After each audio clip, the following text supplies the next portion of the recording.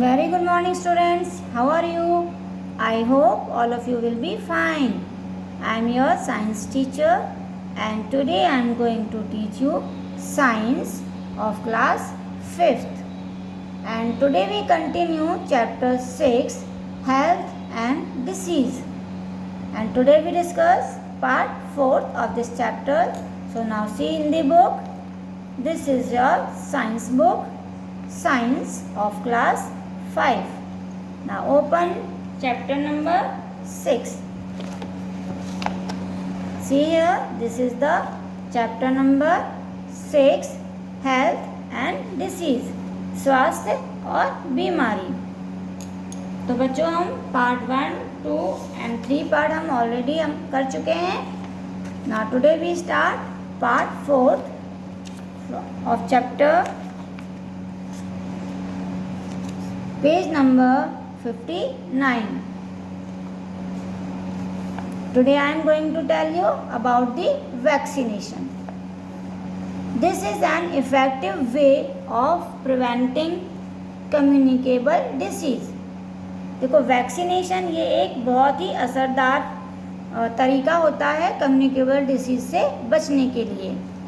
Vaccines are made of small quantities of very weak germs of a particular disease.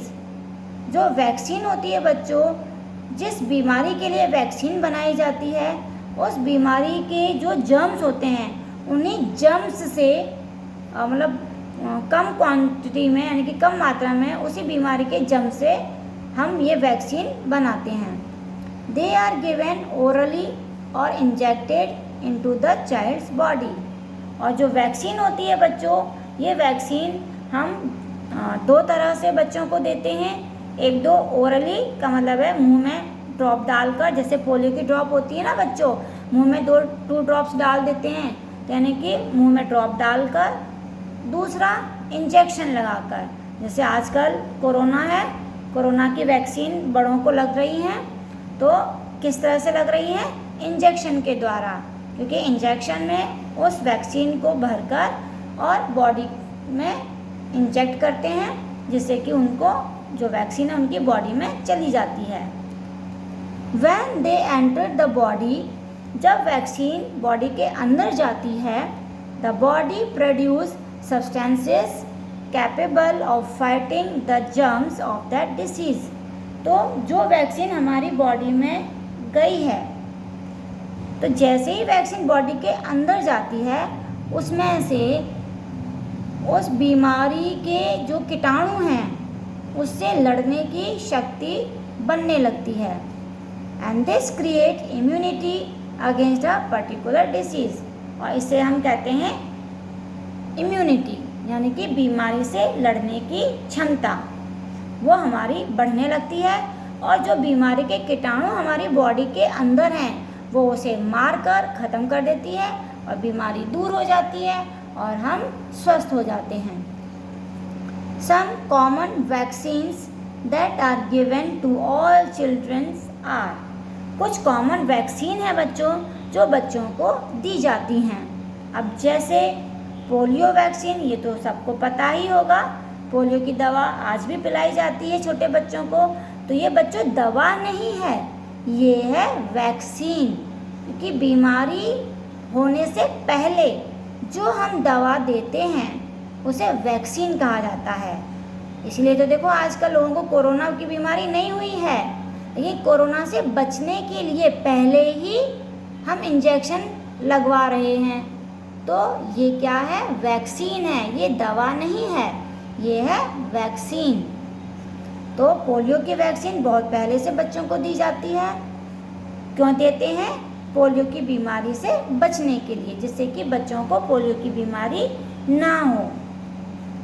दूसरा है DPT vaccine.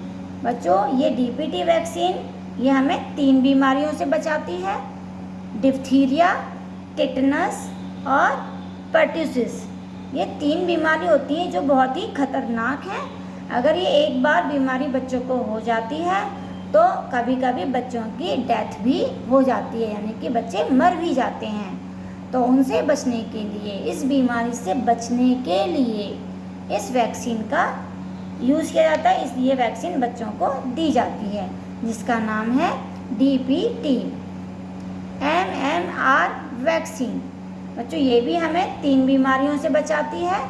MMR vaccine measles, mumps and rubella. आपने देखा होगा, सुना होगा, कुछ समय पहले स्कूलों में इनकी वैक्सीन लग रही थी। मीजल, खसरा, रूबेला एक बीमारी होती है, मम्स, ये 3 खतरनाक बीमारी हैं जिनसे बचने के लिए MMR वैक्सीन दी जाती है। Now next is hygiene. Hygiene may be defined as practices that help entire cleanliness and good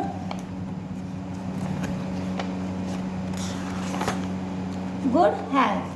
बच्चों हाइजीन का मतलब होता है कि पूरी तरह से साफ सफाई और अपनी हेल्थ को स्वस्थ रखना, अच्छी सेहत बनाना, तो ये था hygiene. Good health helps in preventing disease. अगर हमारी हेल्थ अच्छी है, हम स्वस्थ हैं, तो हम बीमारी से अपने आप को बचा सकते हैं। Following are some practices for maintaining proper hygiene. तो यहाँ पे कुछ पॉइंट्स दिए हुए हैं जिससे हम अपने आप को साफ सफाई रख सकते हैं, जिससे हम स्वस्थ रह सकते हैं। First is the house should be swept and mopped every day.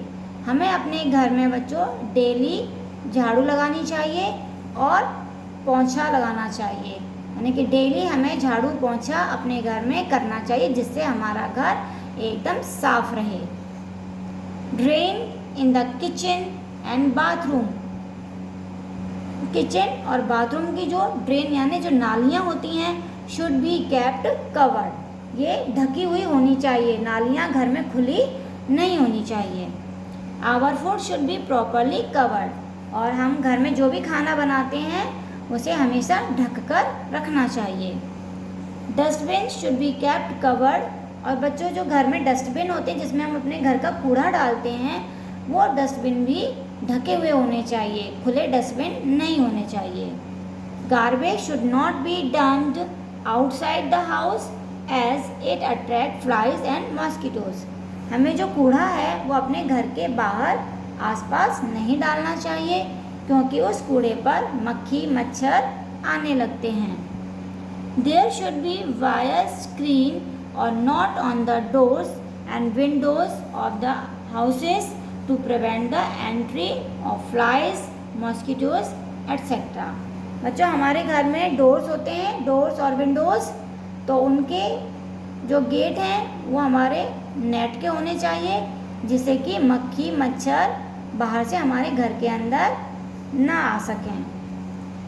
Wash your hands with soap and water before eating food and after going to the toilet. हमें हमेशा बच्चों खाना खाने से पहले, बाद में और टॉयलेट जाने के बाद अपने हाथों को साबुन से अच्छी तरह धोना चाहिए।